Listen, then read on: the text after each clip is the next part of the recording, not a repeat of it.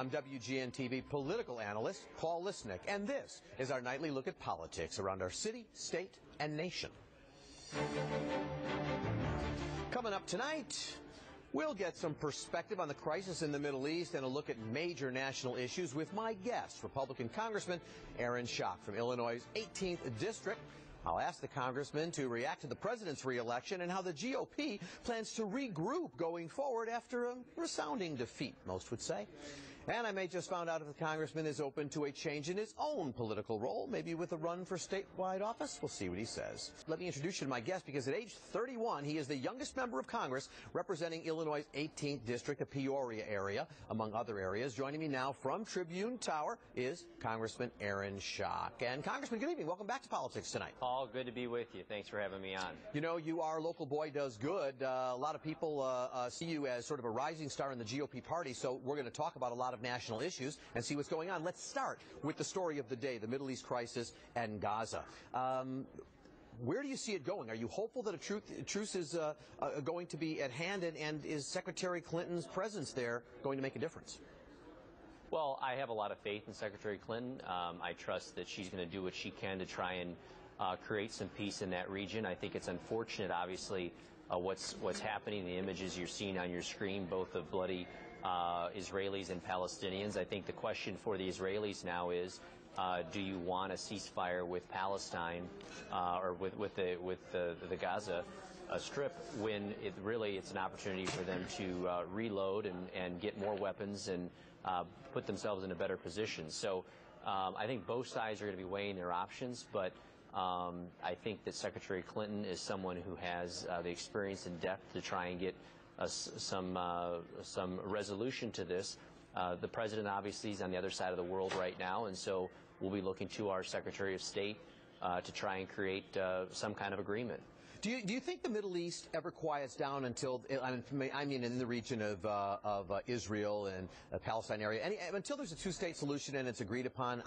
My sense is this just keeps happening. Well, I think it makes it more likely, and I also think that to the degree the United States does not stand firm along our strongest ally in that region, anytime there's a cloud of doubt, it only strengthens those who wish to do our allies harm. And I think that the first question that begs is, why would they do this? Why would the Palestinians choose to inflict this kind of, make this kind of preemptive attack, shoot these rockets, if they did not fear the retribution? And certainly the Israelis are defending themselves, but I think the bigger question is, where does the United States stand in all of this, and what kind of message have we sent to the world community, and specifically to those around Israel who wish to do her harm? Well, let me get your take on Secretary of State Hillary Clinton. Do you think she's done a good job in her 4 years? She's about to step down. You know, I think up until the instance with Benghazi, which we're not sure how that happened exactly, and certainly we're getting more and more information every day. I know as a member of Congress, the information that I've received in classified briefings has changed dramatically from the time I was first briefed to the time the information that we're getting even just this week. I know the American people are extremely frustrated with the lack of consistency in the information surrounding the murdering of our ambassador and the soldiers who were killed there at our consulate in Benghazi. Aside from that instance, I think Secretary Clinton has done a good job. I've said that before publicly, and I'm sure she's looking forward to the next chapter in her life. It's a grueling position, and I think anyone who has seen the toll it's taken on her over the past 4 years has to understand why she's looking to move on. Yeah, I think they caught a little video of her sort of taking a little cat nap during the president's remarks in Myanmar. You can't blame her. I mean, these are long trips. Of course, there is some speculation that the president would like to appoint Ambassador Susan Rice as her replacement. I don't know if he will or not. We can't be sure. But we do know that your Senate colleagues, Lindsey Graham, John McCain, not happy about that. And I want to get your take on that. But first, let's have a little bit of comment from President Obama. When he knew that these comments were being made by certainly John McCain, here's what the president had to say in response. She gave her best understanding of the intelligence that had been provided to her. If Senator McCain and Senator Graham and others want to go after somebody, they should go after me. So, Congressman, and I saw you on This Week with George Stephanopoulos last Sunday doing so. You understand the role of these national Sunday morning talk shows. I don't think there's any question that Ambassador Rice was presented with talking points by the administration, and that's what she read from, for better or for worse. This was what she was given. Senator McCain and Senator Graham being fair to her by holding her responsible for that when you're on the Sunday morning talk show circuit, because that seems to be the big gripe. Look, they're holding responsible the administration's chosen spokesperson on this issue. The administration, the White House, chose Susan Rice to be their ambassador, literally, on this issue, to be their spokesman on this issue. She went on 5 or 6 television talk show hosts that Sunday to be the administration's spokesperson. So who else are they to hold accountable but for the administration spokesperson on this issue? So I think until we get to the bottom of what happened and why the information that the American people and us as elected officials, as members of Congress, was not only misleading but just factually incorrect, the information we were first given, until we get to the bottom of that, I think we should reserve judgment on any of these people. All right, just a yes or no question. If you were in the Senate and Rice was nominated by the president, would you filibuster that choice? I have enough decisions to make as a United States Congressman. Far be it from me to try and play United States Senator. All right, the first of several questions you're going to want to avoid. All right, stay there. Well, look, we need more information on that before. First of all, he's got to appoint or nominate her if in fact he does, and then the senators will have a decision to make. All right, we'll have more with Congressman Aaron Schock after these words. Stay with us.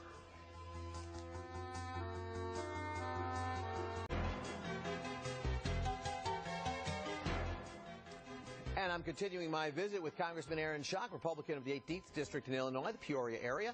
And that area, again, Congressman, thanks for coming back. Let's turn domestic now and ask you, look, you were quite the spokesman for Mitt Romney. He lost decisively, certainly electoral college. So what message do you as a Republican congressman take from the election results?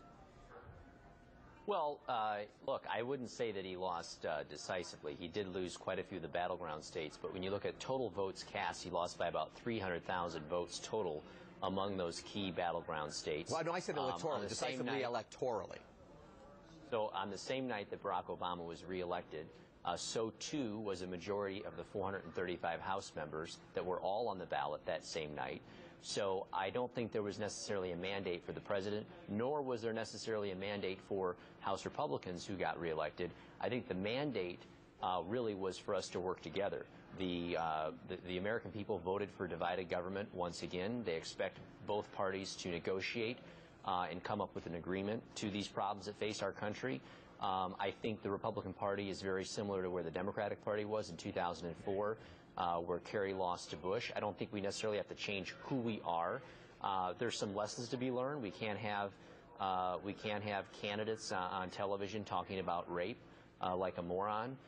There are some things that we need to do to reach out to different demographics as a party. But I don't think all hope is lost for Republicans nationally or here in Illinois. And I think a lot of this stuff is cyclical. And I think 2014 will be a good year for Republicans across the country, as well as here in Illinois. Let me ask you, do you, and of course you sort of made a reference to Murdoch and to Aiken, and we'll throw Joe Walsh in there as well, just as Tea Party folks who didn't make it. Do you think one of the concerns for Republicans is that it's tough for a moderate to get the nomination in a primary, and then the problem is if the Tea Party person gets it in the primary, they have trouble winning the general? Well, I don't think the people you just mentioned problem was being, quote, Tea Party candidates. So look, there's many of my colleagues who were reelected that ran during the Tea Party wave. Tea Party, as you know, Paul, stands for taxed enough already.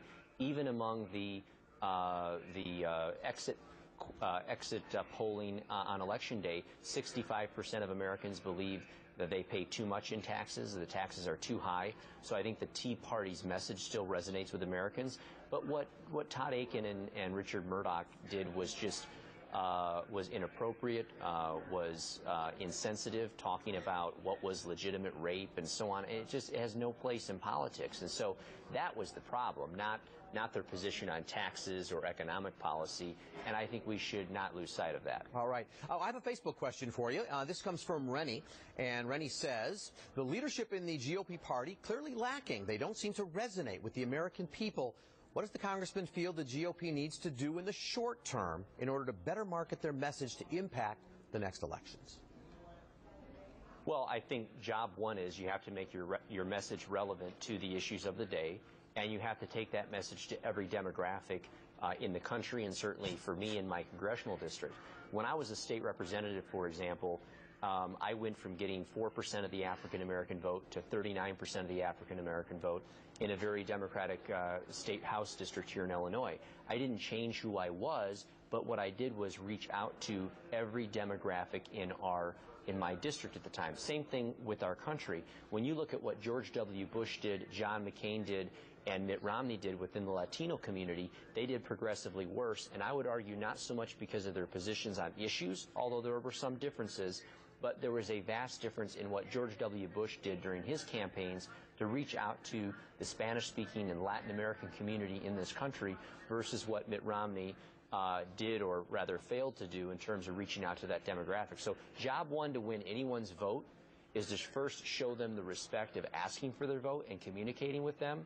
When we have candidates here in Illinois that are running statewide and they're not on Telemundo and some of the Spanish-speaking television stations, there's no surprise then that we don't do well with the demographic of the population that gets their news source. Same thing with young people. A lot of young people are unfortunately not watching mainstream televisions. They're watching Jon Stewart, they're watching The Daily Show, and Stephen Colbert for their news. When we have candidates who are unwilling to go into those media sources to communicate, there's no wonder that young people are not hearing from some of our top-of-the-ballot candidates. And no wonder the president appears on some of those shows, even though he gets criticized from time to time. So let me ask you, aside from the message to you of the election being everybody needs to work together, the president says one of the messages is that the increase in tax rates was clearly an election issue, and he won. Do you anticipate, I'm going to go out there and say I think the fiscal cliff gets resolved one way or another. Does it get resolved with an increase in tax rates one way or another? Maybe they play with the 250,000 mark, something like that, but do we see an increase in rates somehow, some way? Well, we've been very clear, John Boehner has been very clear, that's the Speaker of the House, that we are willing to meet the President halfway. We're willing to put revenues on the table through tax reform, through closing loopholes and deductions. We do not believe it's productive to growth in our economy, to putting people back to work just by simply raising the tax rates on individuals and businesses. We think we can put revenue on the table. At the end of the day, the President says he wants revenue. Why? Because he wants to help pay down the deficit. And if we raise taxes how the President wants us to raise taxes, which is increasing the rates on households of $250,000 or more, small businesses on $250,000 or more, we generate $80 billion in revenue each year. Well, $80 billion in revenue, Paul, as you know, on a $1 trillion deficit doesn't quite get you there. So even if we meet the President with his $80 billion request, we still have $900 billion to go. So the real question out there is that the President needs to lead on is the other half of his balanced equation. He talks about a balanced approach. Right. Well, $80 billion in revenue is fine, but where's the other $900 billion in purportedly cuts that are going to happen in order to put this into a balanced proposal? Right, and that's what, of course, people don't want the sequester to take care of. So we're going to say, hang with me again, Congressman, because we'll take a break. When we come back, we're going to talk more with the Congressman about what's on the agenda for Congress in the new year, and maybe his agenda as well. We'll be right back.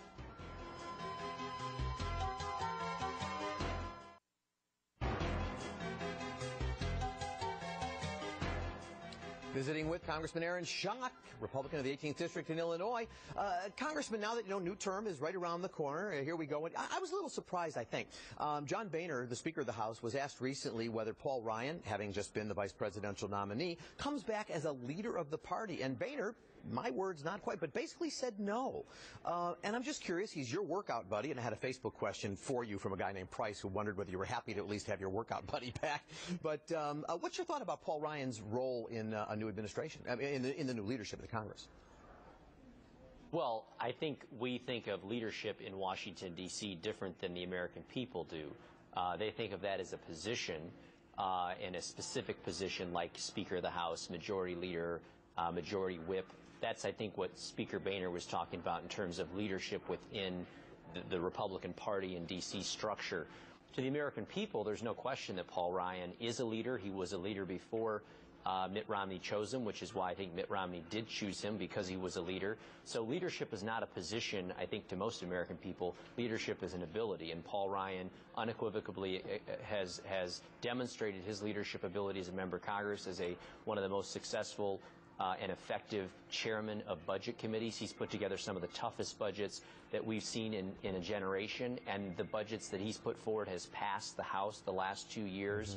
With more votes than any budget that's passed over the last 2 decades. So to me, that's leadership, and Paul Ryan, I think, returns to the House of Representatives with even a higher profile than before he was our vice presidential nominee. All right, so much to talk about, just a couple of minutes left, so very quickly, immigration, a number one, looks like a front burner issue when you come back. Senator Lindsey Graham says he's willing to work on it. Are you?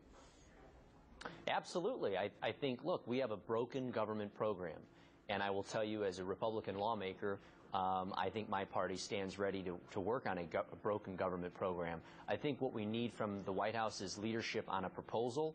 There's a lot of talk about the need to secure our border, the need to fix the guest worker program, the need to expedite visas and green cards for people who get college degrees, a need to deal with people who are here brought here illegally by their parents, all these different subgroups.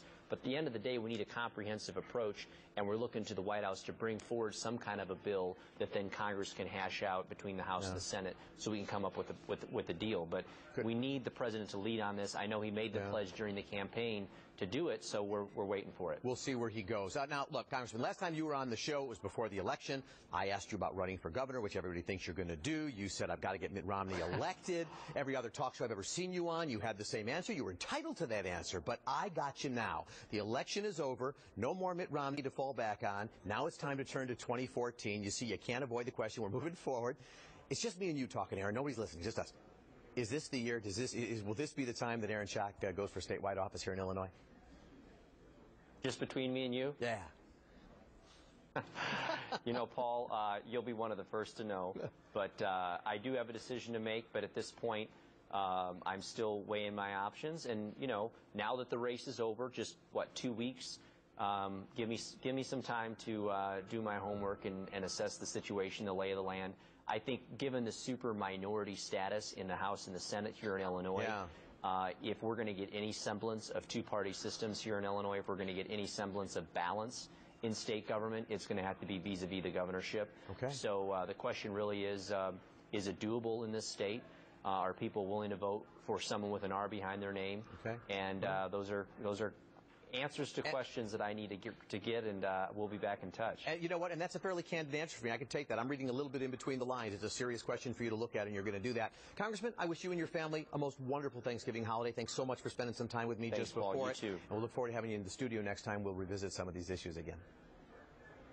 All right. When we come back, Chicago flips the switch on the holiday season. We'll show you. We'll be right back.